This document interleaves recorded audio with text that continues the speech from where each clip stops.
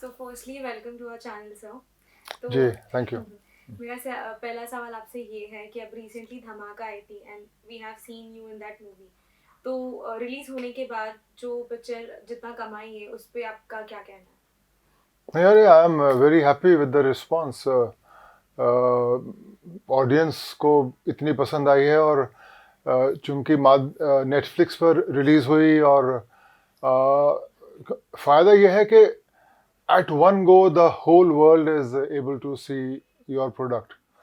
तो कमाल यही है कि वो हिंदुस्तान है, ऑस्ट्रेलिया है, यूएस है, यूके है और जो भी इंटरनेशनल मार्केट है, इट्स अवेलेबल एवरीवेयर और पूरी दुनिया से इंटरनेट की वजह से immediately you get the feedback. तो बहुत ही मज़ा आया, बहुत लोगों को पसंद आई और मेरा तो उसमें रोल ज़्यादा नहीं था, हालांकि एक महत्वपूर्ण किरदार था, but on screen time was not much. But people loved Kartik Aaryan, people loved everybody's performance, people loved the film. और आज के समय में भी जो हालात हैं, जिस मीडिया या हमारा जो एक कमर्शलाइजेशन हो गया हर चीज़ का, जिस बारे में वो फिल्म बात करती है और इंडिविजुअल एम्बिशन की जो बात करती है, तो तमाम चीज़ें जो डायरेक्टर और राइटर कहना चाहते थे, कम्युनिकेट करना चाहते थे, that got across very well to the audience, and of course people loved my work. Of course. So my second question is to you, sir. Arya जो OTT पे आई है हॉटस्टार सीजन 1 तो काफी ज्यादा लोगों ने पसंद किया, उसके वजह से अब सीजन 2 भी आई है। जी। तो आर्या स्टोरी को लेके आपको क्या कहना है?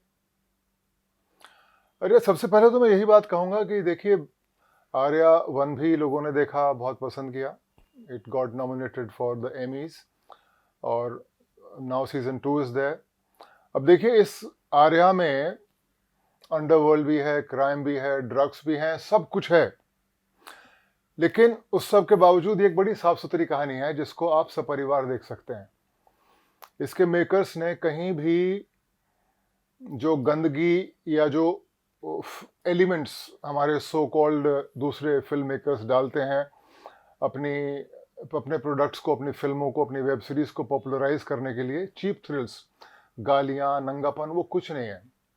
सो ये दिस प्रूव्स कि अगर आपका कंटेंट अच्छा है, आपकी कहानी अच्छी है, आपके किरदार अच्छे हैं, आपके पास कुछ कहने को है, तो आप वो कहानी सीधे सिंपल तरीके से भी दिखा सकते हैं, बगैर नंगेपन और गालियों का सहारा लिए हुए। That's what I feel about it. Of course sir, मैंने आपको स्टाइल में और बहुत सारे पिक्चर टेलीविजन में वैसे नेगेटिव रोल में आपको देखा है जी। करते हुए रोल, तो इसमें भी वैसा ही कुछ है। तो आपके कैरेक्टर के बारे में कुछ बताइए। कैरेक्टर संपत यूं तो आउटराइट विलेन ही है, और बल्कि आज का समय ऐसा हो गया है कि पहले जो होता था कि पहले हीरो या हीरोइन सब वाइट कैरेक्टर्स होते थे, villain was the black character.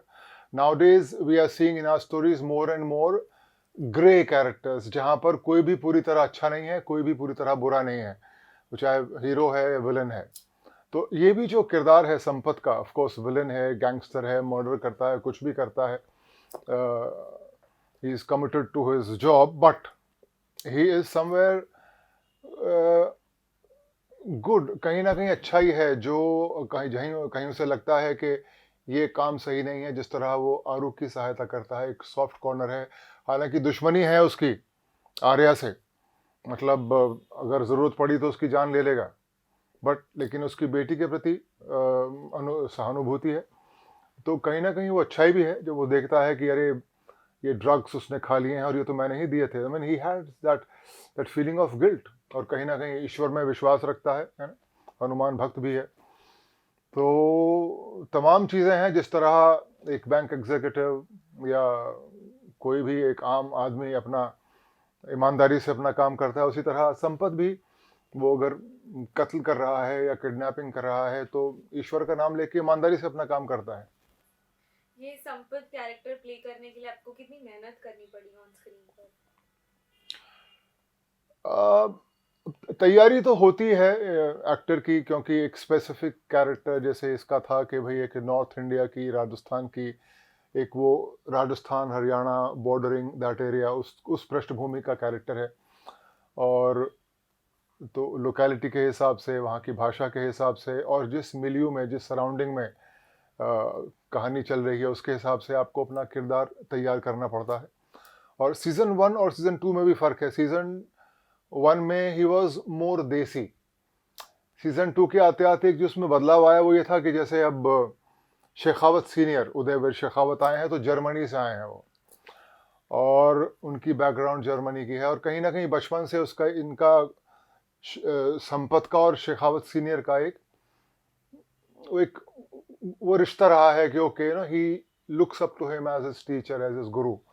तो because he is from Germany and he is a strict disciplinarian, तो उनको खुश करने के चक्कर में कहीं अपने हिसाब से है तो देसी आदमी, बट अपने हिसाब से he tries to make himself German, है ना। तो कहीं ना कहीं उसके वो अपने बाल उसके गोल्डन हो गए हैं, है ना। एक आई लव जर्मनी का उसने वो यहाँ पर स्टिकर्स वगैरह लगाए हुए हैं, पीछे जैकेट पर अख्तंग भी लिखा हुआ है। तो जैसे एक मैं कहूँगा एक आम हिंदुस्तानी एक रैपिडेक्स इंग्लिश स्पीकिंग कोर्स पढ़ता था या पढ़ता है अभी भी, कि मैं कुछ टूटी फूटी इंग्लिश सीख लूँ, तो वही इसका भी तरीका है। इन his own desi way he tries to look German, which may look genuine, may not, पर ही उसका तरीका है to bring in those elements. Okay, तो sir. या आप कुछ बोलना है आगे? ना, या दैट्स टोटली फाइन। ये सुष्मिता सेन ऑब्वियसली एक मेन लीड प्ले कर रही है आर्या में, तो आपने उनके साथ भी पहले काम कर चुके हैं, तो अभी फिर से रीयूनियन जैसा है ये आर्या 2 में, तो उसके बारे में आपको क्या बोलना है? हाँ, सुष्मिता जी के साथ मैंने ऑलमोस्ट मुझे लग रहा है 25 साल के बाद दोबारा काम किया है आर्या में। We had work together in her first film.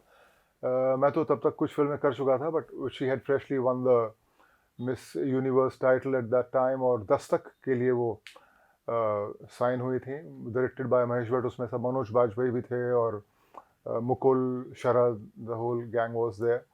Seychelles में mostly we had shot for the film, और तब भी बड़ा अच्छा तजुर्बा था। I think Sushmita ji was in her late teens at that time, freshly Miss Universe, but she was so mature even at that time for a teenager। और अब तो एक लंबा समय फिल्मों में देख चुकी हैं। She is a very successful mom in real life, जिंदगी के उतार चढ़ाव देख चुकी हैं। So she is an absolute delight to work with. बहुत ही एक वार्मथ है, she brings her own life to the set, और हर जिस भी तरीके से आप एक काम बेहतर कर सकते हैं, तो ऐसे में एक अलग ही आनंद आता है व्हेन योर को actor and the protagonist of the series is so competent and so warm and so giving। So sir, आपने शुरू की एक you started off with a television।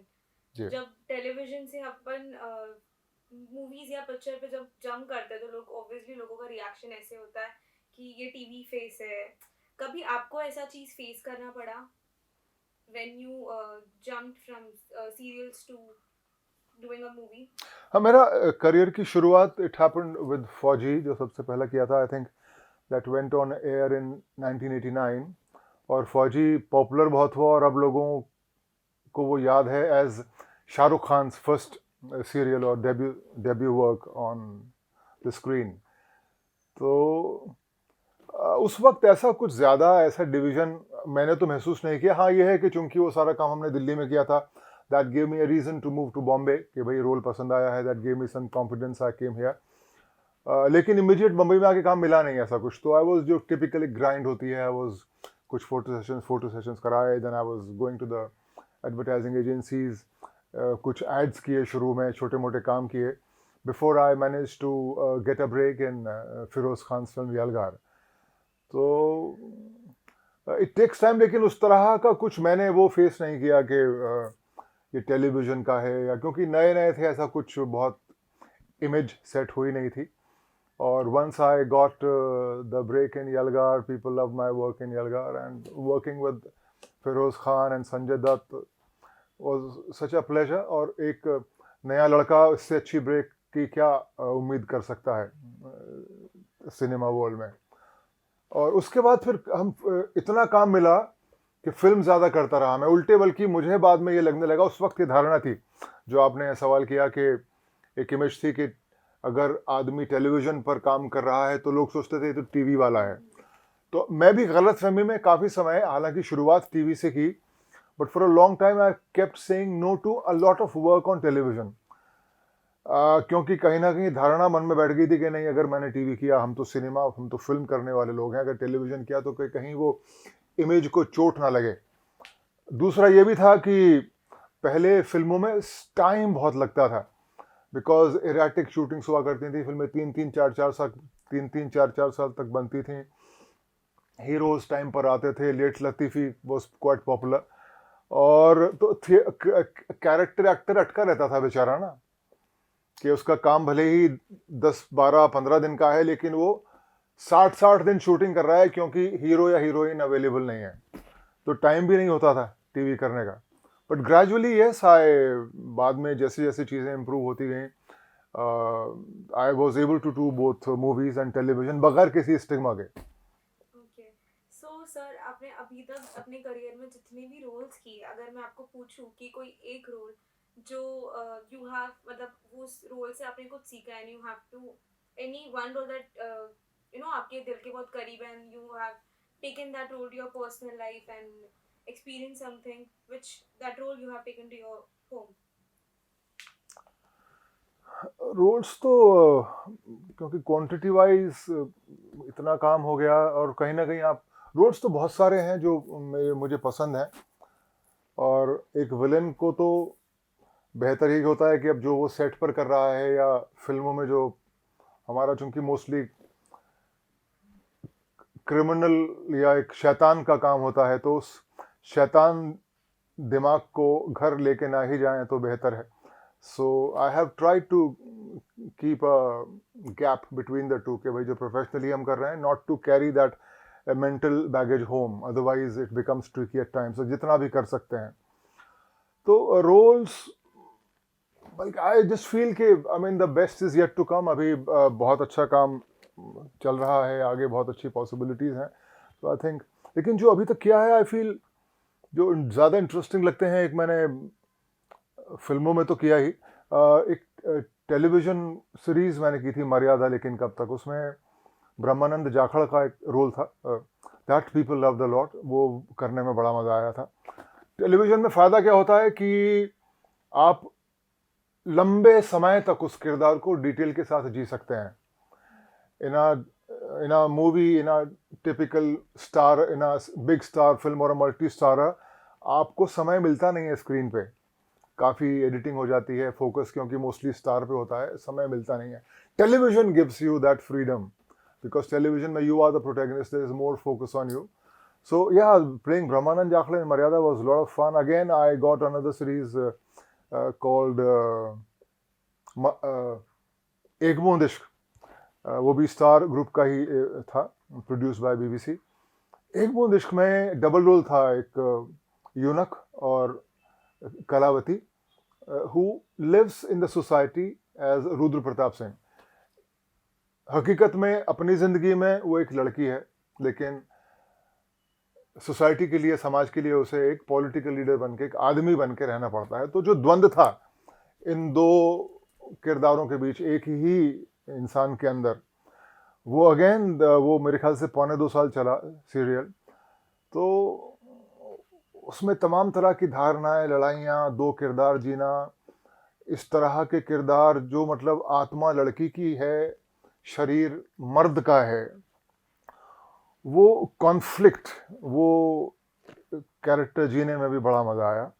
और आफ्टर इफेक्ट्स उसके काफ़ी रहे, जैसे अब लंबे समय तक करते रहे, और ऑलमोस्ट 1.25 साल। तो अब जेस्चर्स कहीं ना कहीं अब पूरा दिन वो कर रहे हैं, तो वो मेरे सिस्टम में काफ़ी आ गए थे कि आप कहीं मार्केट में भी गए हैं तो आपका हाथ वहाँ ऐसे ही रह गया है ना, आपको ध्यान नहीं है, आप बोल रहे हैं हाँ और दिखा, and suddenly my wife says कि आपका हाथ, ओ अच्छा, तो आपको, हमें खुद याद नहीं रहता था। So these elements stay them when you are doing it for a long time, है ना। लास्टली सर, इसके आर्या के अलावा आप किसी और प्रोजेक्ट पे काम कर रहे हो, एनीथिंग यू वांट टू से योर फैंस?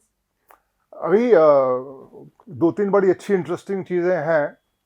वो जो एक मैजिक वर्ड है, पाइपलाइन, तो so yeah, a few things are in the offing, but it's too early to talk about it. और फैंस को तो मैं यही कहूँगा कि भाई सादर चरण स्पर्श, आप लोग हैं तो हम हैं, जो प्यार आपने दिया है, दे रहे हैं, प्लीज़ देते रहिए। और जो अच्छा काम है उसे एक्सेप्ट कीजिए, जो लोग गंदा काम बना के दे रहे हैं उसे नकार दीजिए। तो आप लोगों के ऊपर भी है कि एक फिल्म मेकर या एक क्रिएटर क्या बनाता है।